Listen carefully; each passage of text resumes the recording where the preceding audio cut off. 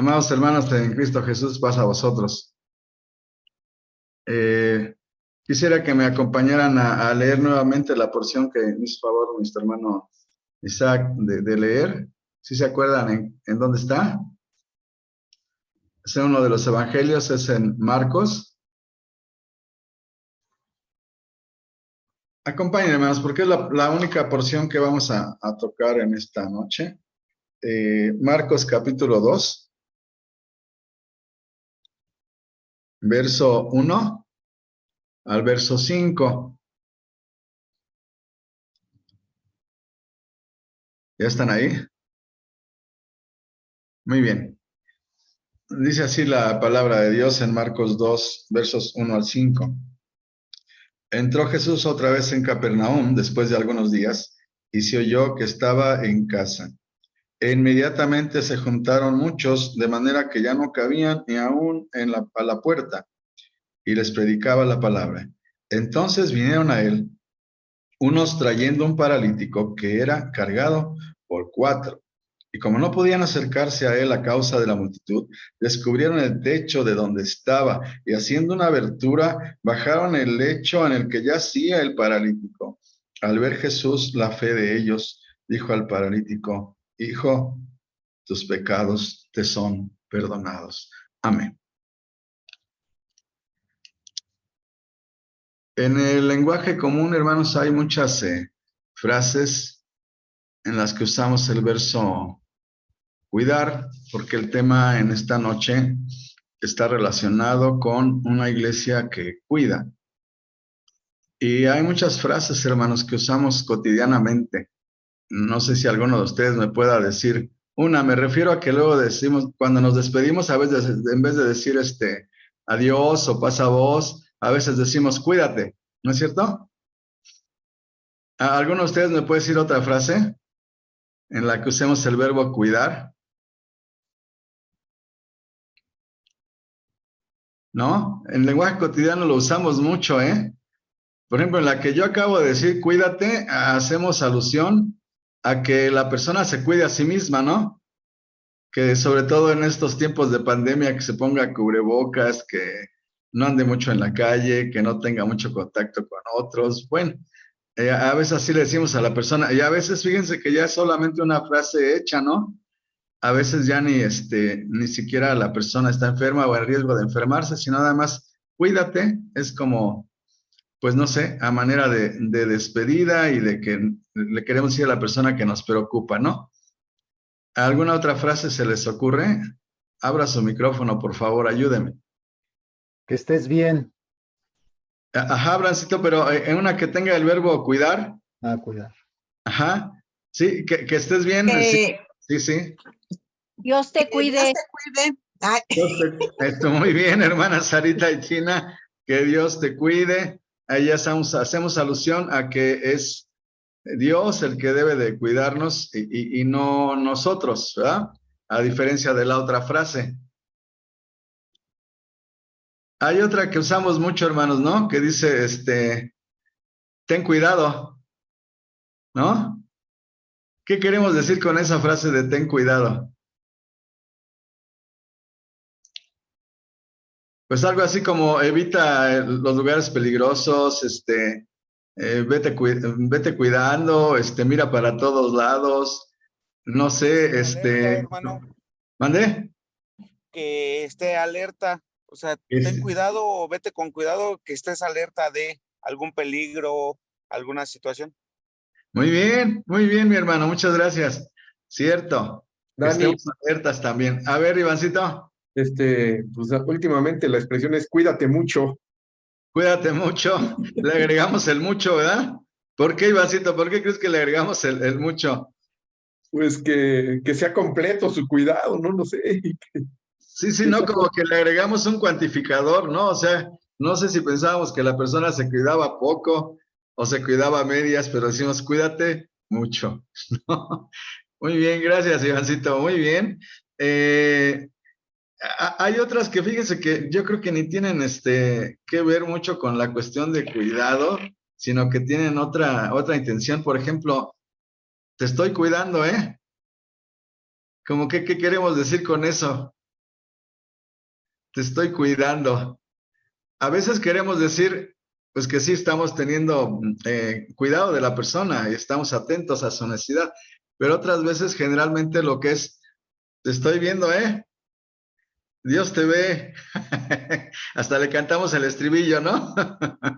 Dios te ve, cuida bien el camino donde estás, ¿no? Hasta el estribillo lo dice, ¿no? Ivancito, ¿querías decir otra cosa? Pues, Dani, a veces a las personas les decimos, con cuidado, o cuídate, con Sí, cuidados, ¿no? con cuidado, ten cuidado, cuídate mucho. Sí, gracias, Ivancito, muy bien, sí. Hermana Lolita, ¿quería decir algo?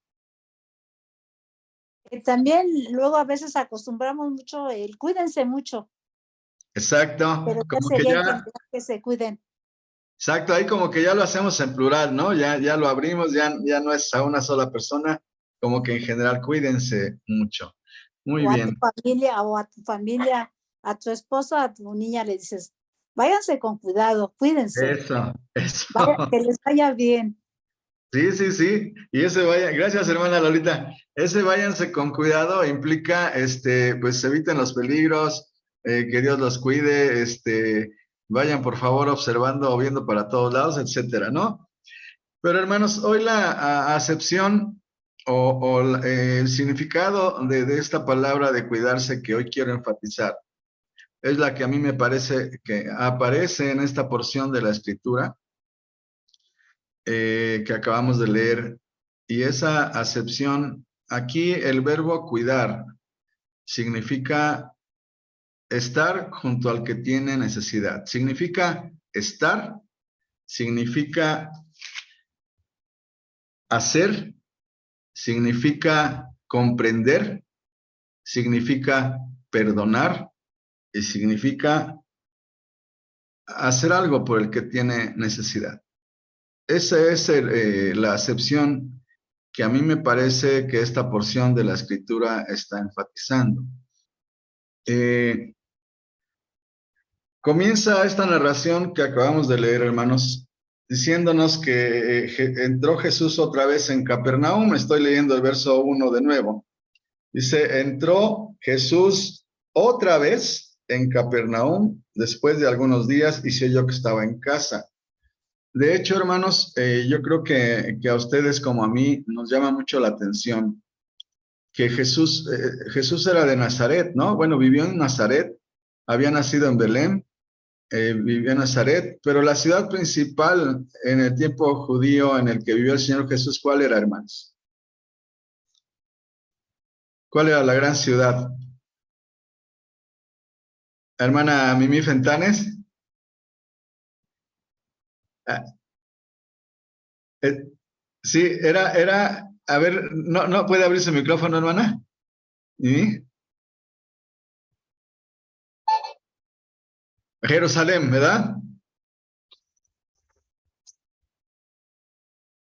Sí, la gran ciudad era Jerusalén, la ciudad principal era Jerusalén. Sin embargo, hermanos, Jesús realiza su ministerio en otro lugar, que es la ciudad de Capernaum. De Capernaum. Y Capernaum, hermanos, era una ciudad marítima y enfatizamos que no era la principal ciudad de Jerusalén, sino que era la principal ciudad de una de las regiones del norte donde vivía mucha gente pobre, que era la zona de Galilea.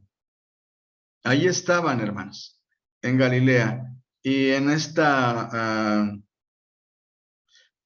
ciudad, Jesús la utiliza, diríamos ahora, en lenguaje tal vez de empresarios o de estrategas, era su base de operaciones, ¿no?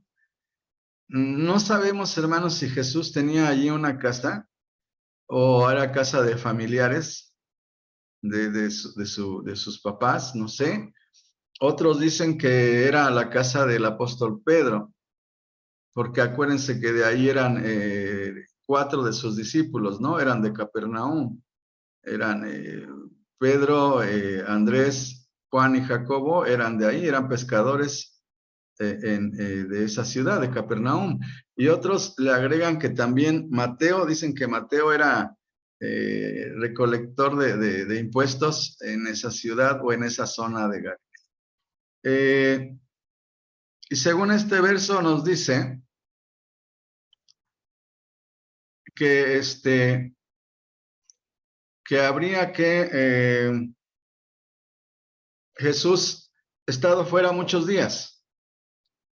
Jesús estaba en Capernaum y luego se iba a predicar a otras regiones y regresaba a Capernaum. Una disculpa, hermanos, perdón. Capernaum pues era la base desde donde el Señor Jesús operaba, y aquí dice que en muchos días no había estado en Capernaum. Quiere decir que la gente que vivía en esa ciudad, hermanos, por supuesto que ya sabía de Jesús, y cuando no estaba, lo esperaban con impaciencia, hermanos. Porque pues en muchas ciudades hay pues muchas personas con mucha necesidad. Y decía yo que en esta región en especial había mucha gente pobre, hermanos. Muchos dicen que los apóstoles no eran pobres porque eran pequeños empresarios. Déjenme decirles que cuando toda una comunidad o la mitad de la comunidad se dedica a la pesca, pues ya no se gana mucho, hermanos. Vean a la gente de nuestras costas que se dedica a pescar en sus barquitos. No ganan mucho, hermanos, porque pues, todo el mundo, todo el pueblito se dedica a eso. Y entonces la ganancia es poca. Sin embargo, sí había pues cierta distinción entre quienes pues tenían una casita, podemos decir ahora que más o menos bien, ¿no? En este caso, esta casa tenía un techo, que fíjense que la escritura no lo dice, pero generalmente las casas tenían una especie como de patio grande, y las casas eran construcciones, cuartitos pequeños al fondo. Y después tenían un lugar en donde almacenar a veces la mercancía. Si eran agricultores, pues ahí almacenaban el grano. Y si eran pescadores, pues a veces ahí almacenaban su pescado o tenían la manera de conservarlo por ahí un poco. Y en ese lugar, por supuesto, tenía que haber un techo, hermanos. Y fíjense que los techos generalmente en esa región de Palestina eran techitos no de paja, sino de adobe, y encima, como aquí en México, y encima se le ponían algunas tejas, por lo general, para pues que guardara un poco de las temperaturas extremas que hay en esas regiones. Y entonces les estoy diciendo esta descripción porque tiene que ver mucho con lo que pasa con este paralítico. La otra pregunta que tendríamos que hacernos es, dice en el verso 2 que inmediatamente se juntaban muchos, de manera que ya no cabía ni aún a la puerta, y les predicaba la palabra. ¿Quiénes estaban ávidos de ver a Jesús, hermanos? ¿Quiénes querían escuchar a Jesús? Ya lo conocían muchos en esa ciudad. ¿Y quiénes estaban en esa ciudad? Bueno, además de la gente pobre, hermanos, además de la gente común, como usted y como yo, también había gente en la sinagoga que había escuchado a Jesús. Jesús asistió muchas veces, casi cada sábado. Cuando no estaba fuera, asistía a la iglesia, a la sinagoga en Capernaum. Y quiere decir que también algunos de los maestros, de los rabinos y de los doctores de la ley habían escuchado a Jesús. Y de esta gente también había en ese lugar. Vean lo que dice los versos más adelante. Hemos leído muchas veces esta parte, ¿no? El verso 6 dice que estaban ahí sentados algunos de los escribas, ¿no? Es decir que, concédame ahí la razón, hermanos, estaban algunos estudiosos de la palabra también allí esperando a Jesús. El resto de la gente, repito, era gente como usted y como yo. Era gente que no había estudiado mucho, que sí iba a la sinagoga, pero que no sabían mucho realmente de las escrituras más que lo que el rabino enseñaba cada sábado, tenían mucho trabajo que hacer y tenían sobre todo mucha necesidad. Así que no sé cuánta gente cupiera en aquella casa, hermanos, pero casi estoy seguro que había gente habituada a ir allí a escuchar a Jesús. Es decir, que no era la primera ocasión que Jesús ocupaba esta casa para predicar, hermanos, para hablar de la palabra. Y entonces, quién sabe si hasta allá hubiera mucha gente ahí sentada, esperando a Jesús, otra gente de pie. La cuestión era que era tan grande la multitud que estaban ahí amontonados, según nos está diciendo aquí la palabra de Dios. Y entonces tiene lugar este hecho insólito y maravilloso del que estamos leyendo. ¿Quiénes son los protagonistas en esta historia? Si esta historia usted la está imaginando como si fuera una película, ¿quiénes son los protagonistas? Yo digo que hay dos protagonistas nada más. Los demás son actores secundarios. A ver si usted está de acuerdo conmigo. ¿Quiénes son los protagonistas de esta historia? Para mí hay dos. Abra su micrófono. Jesús, por supuesto. Jesús y el paralítico. Coincido con usted, mi hermana Conchita. Los dos protagonistas de esta historia son Jesús y aquel hombre enfermo, aquel paralítico. Sin embargo, hermanos, fíjense que en esta historia los personajes secundarios toman un relieve muy grande. Y nos vamos a encargar en esta tarde solamente de los personajes secundarios, que son los que van cargando al paralítico. Estas 4 personas, que aquí la escritura inclusive nos dice que eran 4, me imagino que uno en cada esquina, en cada extremo de la litera en la que cargaban a este varón. Y estas personas, no siendo los protagonistas, toman una relevancia muy especial, hermanos. Una fuerza muy grande en esta historia, porque ellos lo que hacen, hermanos, es, imagine usted, a veces una sola persona o dos a codazos pueden abrirse pasos en una multitud. Pero con un enfermo en una litera, con un paralítico y 4 personas, hermanos, era casi imposible. Era tal la multitud que no podían pasar. Y entonces hacen lo que hacemos muchos mexicanos, hermanos. Dicen, no se puede por un lado, pues lo hacemos por otro. Hay que resolver esta situación. Lo que queremos es que esta persona esté junto a Jesús, tan cerca que lo pueda tocar. Pues entonces, ¿qué hacemos? Pues vamos a brincar a la multitud. ¿Y cómo? Fíjense que estas casas generalmente tenían una escalera lateral, hermanos. Yo creo que por allí subieron estas personas y después dijeron, y ahora estamos encima del techo, ¿qué hacemos? Brincamos y luego recibimos acá al paralítico, ¿qué hacemos? No, pues se nos vaya a caer. Oigan, pues vamos a romper el techo. Oye, pero es el techo de una casa que no es de nosotros. No importa, vamos a romper el techo. Yo creo que lo primero que hicieron pues fue quitar las tejas y después no sé con qué instrumentos, no sé qué usaron, pero empezaron a romper el techo.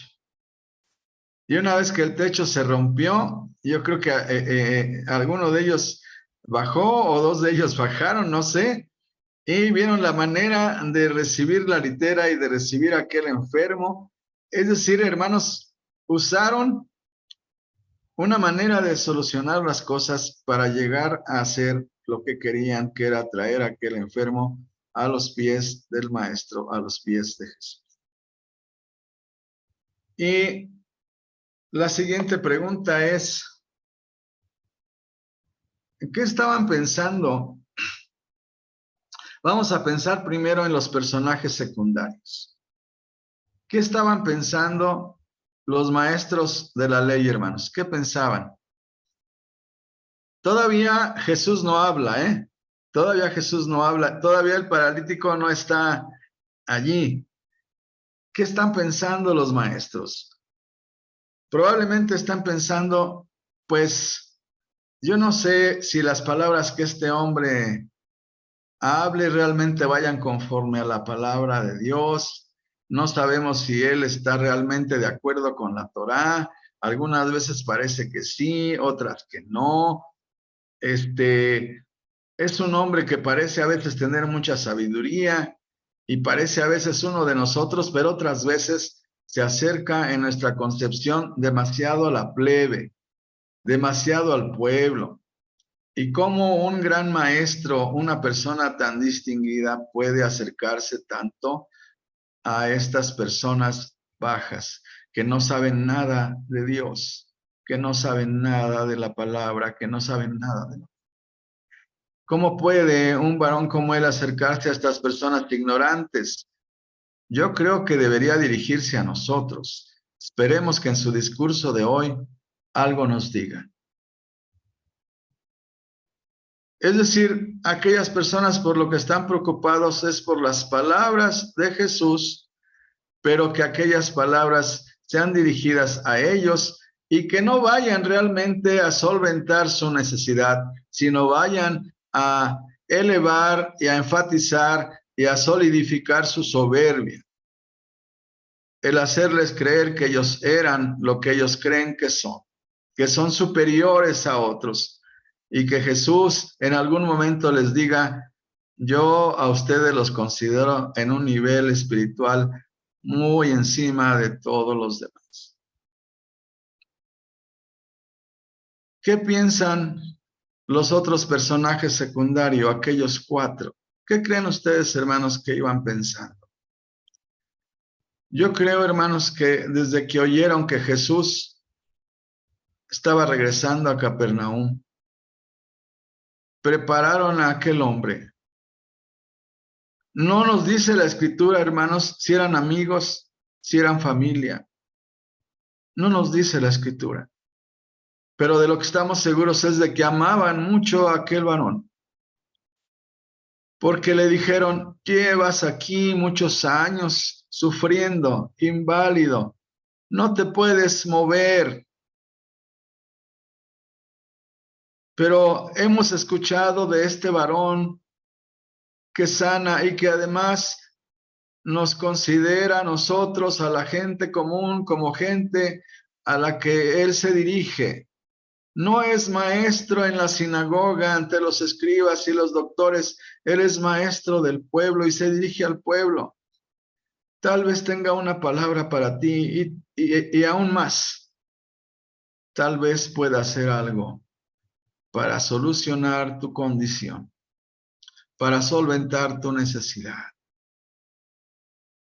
No sabemos qué estaba pensando aquel paralítico, hermanos, de seguro. Fíjense que hay personajes silenciosos en esta historia. Realmente el único personaje que habla es Jesús.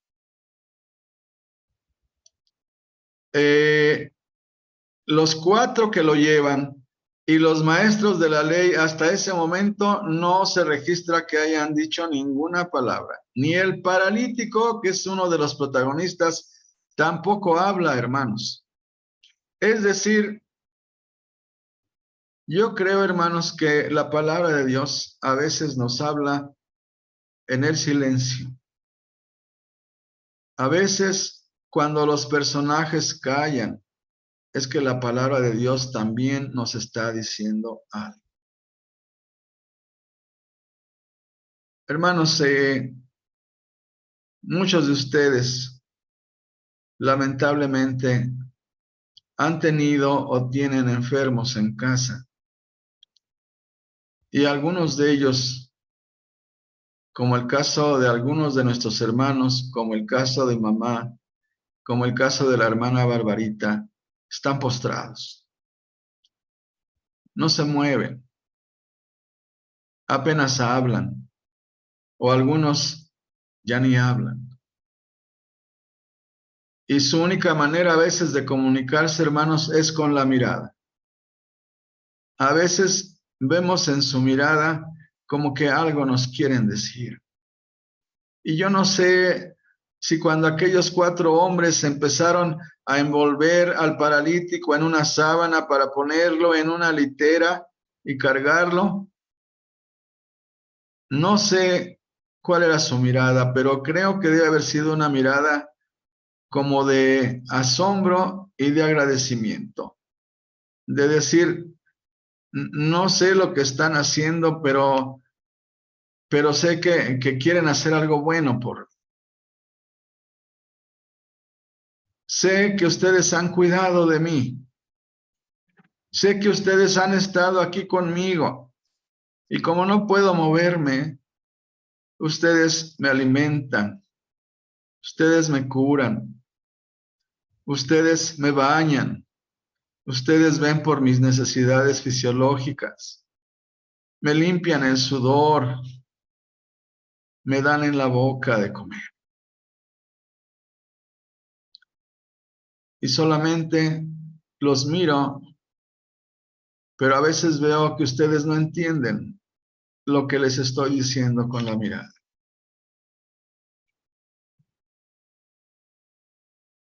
Ahora el paralítico ya está a los pies de Jesús. Y alrededor de toda esta historia, de seguro que cada uno de los personajes está pensando diferente. Tal vez el dueño de la casa esté enojado, hermanos. Esté diciendo, ¿qué hicieron estos bárbaros? Están destruyendo mi propiedad, me costó dinero, tiempo, recursos construir esto y esto lo están destruyendo. Los fariseos, ya nos dice la palabra de Dios lo que estaban pensando. Pero ¿qué estaba pensando el Señor Jesús, hermanos? ¿Y qué estaba pensando aquel paralítico? Cuando una persona, hermanos, está muy enferma, o tiene una enfermedad terminal, o está postrada, como en los casos que les acabo de enumerar, y no puede moverse, y muchas veces ya no puede hablar. Y sabe la persona que va a morir. Fíjense, hermanos, que muchas personas que están muy enfermas reaccionan pensando, sobre todo si ya son ya de mucha edad, reaccionan pensando, yo creo que todavía me falta un poquito para morir. Así reaccionan algunas, así están pensando algunas, pero fíjense que la mayoría saben qué está pensando. Me voy a morir, me voy a morir. Y ustedes lo ven en la mirada de la persona. Y esa persona que está pensando que va a morir, comienza a pensar en su vida pasada, hermanos. Porque esa es ahora su vida. El pensamiento es ahora la vida de esa persona. Ya no tiene mucha interacción, ya no tiene mucha comunicación, solamente consigo mismo en su mente. Comienza a tener recuerdos. ¿Y sabe qué le preocupa a esa persona? Fíjense que ya no le preocupa mucho el sanar, hermanos. Ya no. Ya se dio por vencida en ese sentido y dice, no voy a sanar. ¿Y sabe entonces en qué está pensando? Está pensando 2 cosas. Está pensando en si habrá cometido alguna falta, algunos errores en la vida. Y eso le preocupa mucho. Y lo otro que está pensando es, ¿habré hecho un buen trabajo de esta vida? ¿Habrá sido buena mi vida para los que están alrededor de mí? ¿Habré sido una buena esposa, una buena madre, un buen hijo, una buena hija? ¿Habré educado bien a mis hijos? Me preocupa mucho algunos de ellos. Ese es el pensamiento, hermanos. Y la persona, vemos en sus ojos la angustia, la preocupación, el dolor físico, pero también el dolor interior, el dolor que dan los recuerdos muchas veces.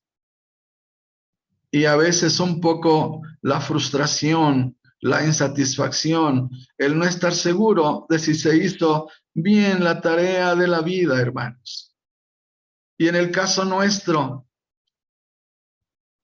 la persona está preocupada si ha sido una buena cristiana, si ha sido un buen cristiano, si su vida ha estado entregada al Señor. Y sabe una cosa, hermanos, eso estaba pensando el paralítico. Y el Señor Jesús lo sabía muy bien. Sabiendo que aquel hombre está atormentado por sus recuerdos, por sus pensamientos, por saber si esta misión que Dios le dio en la vida la cumplió bien, si hizo una buena tarea y si además tendrá la vida eterna. Si sus pecados han sido perdonados, si sus errores el Señor los ha perdonado y si el Señor le va a mirar con misericordia. Y Jesús, sabiendo lo que aquel paralítico está pensando, sabe que lo que aquel hombre no espera que Jesús le levante, hermanos, eso esperan los que están alrededor. Pero lo primero que el paralítico está esperando es que Jesús tenga misericordia de él. Imagine usted esta escena en la que Jesús mira a los ojos a aquel hombre y aquel hombre levanta la mirada hacia Jesús. De seguro que el Señor pudo ver en él toda esta preocupación, todo este dolor, todo este sufrimiento. Y entonces, nuestro Señor, el misericordioso, el bueno, el amoroso, le mira fijamente. La Escritura no lo dice, pero yo creo que Jesús le toma de la mano porque Jesús era mucho de tener contacto físico con aquellos que tenían necesidad. Y le mira fijamente y le dice, con la mirada y con las palabras, tus pecados te son perdonados. Ah, qué maravilla haber estado ahí, hermanos, y ver el brillo en los ojos y el agradecimiento en aquel hombre, en aquel paralítico, que el Señor le está diciendo que no se preocupe de nada. No te preocupes. Has hecho un buen trabajo y ahora has venido a mí. No te preocupes de nada. Tus pecados te son perdonados. Y te confirmo, lo mejor que has hecho en tu vida ha sido que estos hombres te trajeran aquí. Fíjense, hermanos, aquel hombre no lo había hecho. Los que lo habían traído eran aquellos 4 hombres, ¿no es cierto? Pero una manera, yo creo, del Señor Jesús de también involucrar a aquellos 4, porque decir, tú estás aquí, has venido aquí. Estás aquí delante de mí. Y hermanos,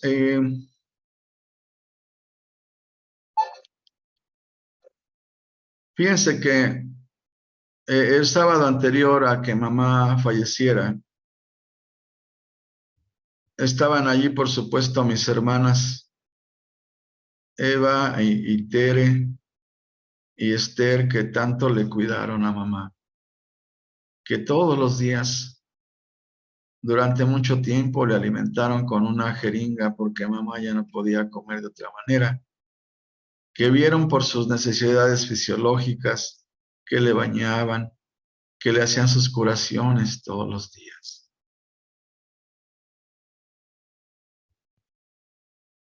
Y hermanos, el último sábado que estuvimos ahí con ella, Vangelis se acercó y le dijo a mamá algo parecido a lo que el Señor Jesús le dijo al paralítico. Le dijo, Chulita, ¿qué te preocupa? No te preocupes de nada, ni de nadie. Todos estamos bien. Has hecho un buen trabajo. Has formado una buena familia. A todos nos has hablado del Señor Jesús. Has sido una mujer amorosa, una mujer que ha visto por las necesidades de otros. ¿Qué te preocupa? Y saben qué creo, hermanos, que esas palabras de Vangelis y de otros de mis hermanos hicieron que mamá se tranquilizara y que finalmente se dejara ir, se abandonara en las manos del Señor. Y dijera, ya me lo dijeron. Jesús está usando a mis nietos y a mis hijos para decirme que esté tranquila. Que si cometí errores, el Señor me los ha perdonado. Y que el Señor se ha acercado a mí y me ha mirado y me ha dicho, todo está bien.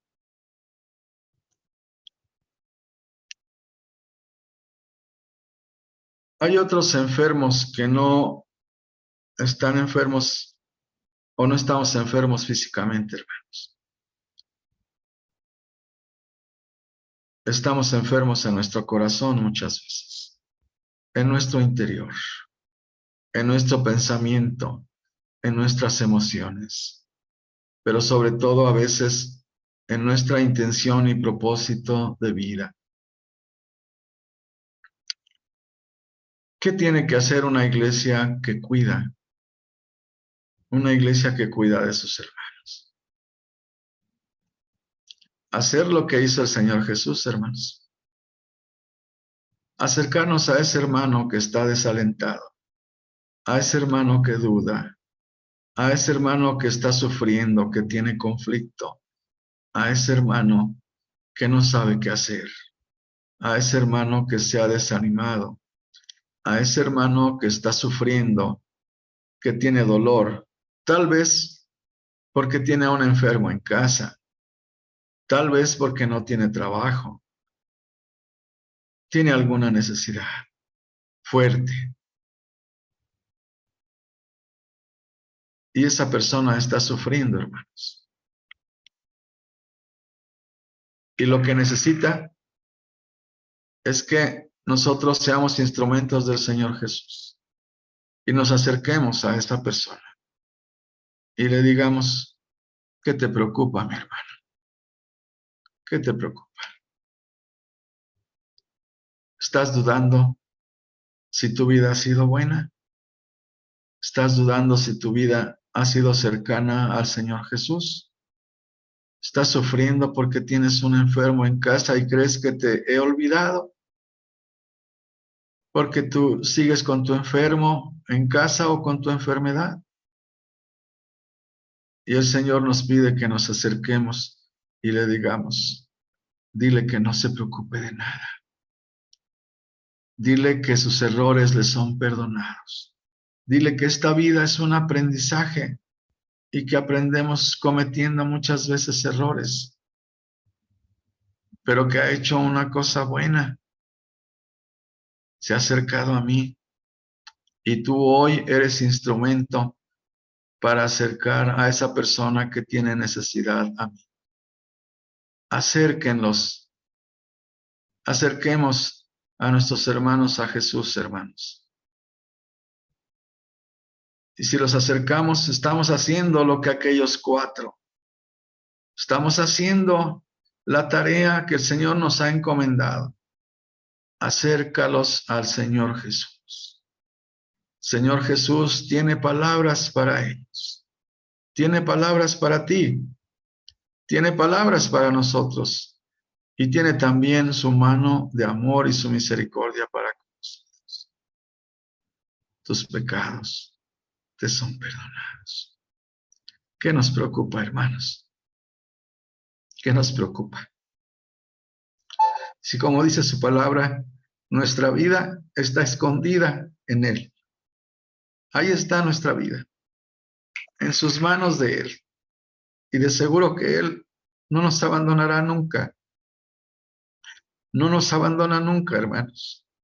Aunque pareciera en las circunstancias que viviéramos que el Señor no está ahí. Sí está ahí. Y algunos de nosotros necesitamos que alguien nos lo recuerde y que nos diga, aquí está el Señor, aquí está contigo. Todo está bien, no te preocupes.